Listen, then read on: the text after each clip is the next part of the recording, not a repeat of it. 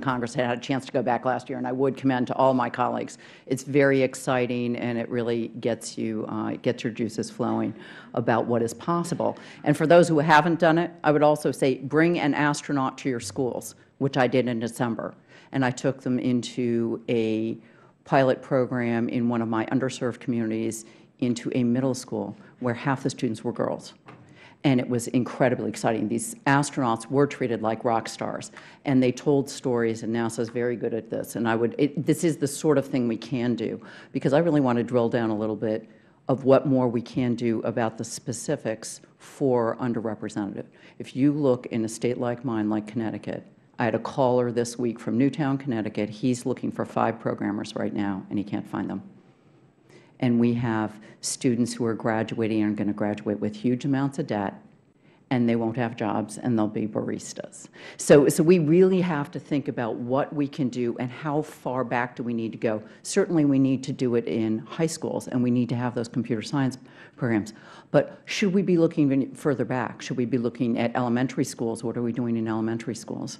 I've got bills out there to try to support teaching in elementary schools, because I do think that idea, I'm not competent at this, I'm not good at that, often starts because I've seen it with my kids. I saw it in classrooms.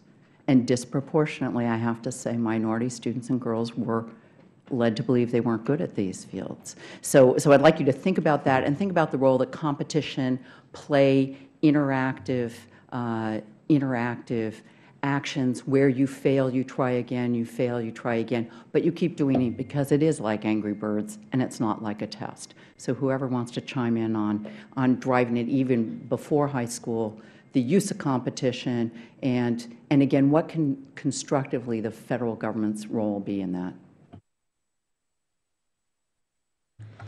Thank you very much. Well, I talked about the hour of code, how we got 17 million kids to do that. There's not 17 million high school kids in this country. So a huge number of those millions literally were in elementary school and in middle school. And we showed them that you don't need to even be 13, 14. There was 8-year-olds, 9-year-olds doing the hour of code. And in terms of diversity standpoint, we had more girls try computer science and coding in U.S. schools in December than all kids in the history of the United States. We've very much flipped this idea that I can't do it completely on its head.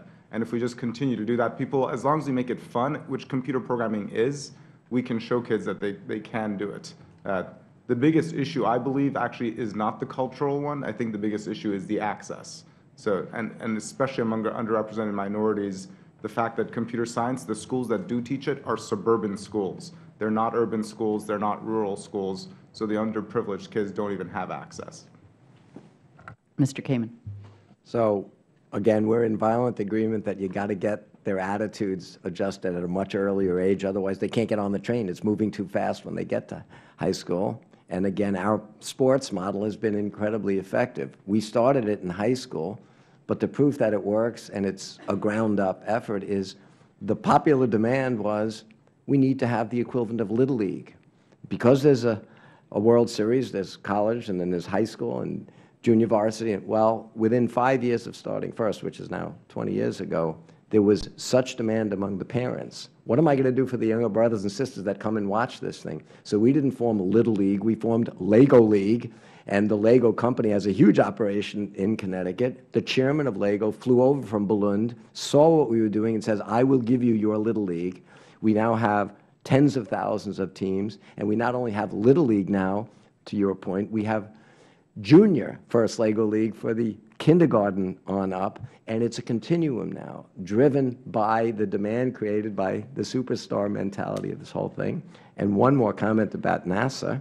You talked about bringing astronauts.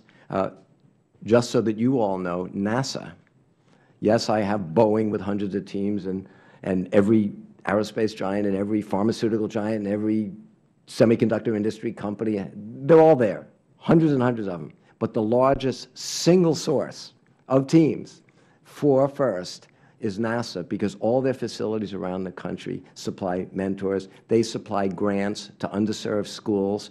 Their administrator, Charlie Bolden, came and was our guest speaker at our championship, and the kids love NASA and space and technology. They love it all if you don't make it intimidating. So NASA has been a great partner. If you could find a way to get other government agencies that have technology people to get involved, it would be great. Thank you very much, and I'm out of time. Thanks.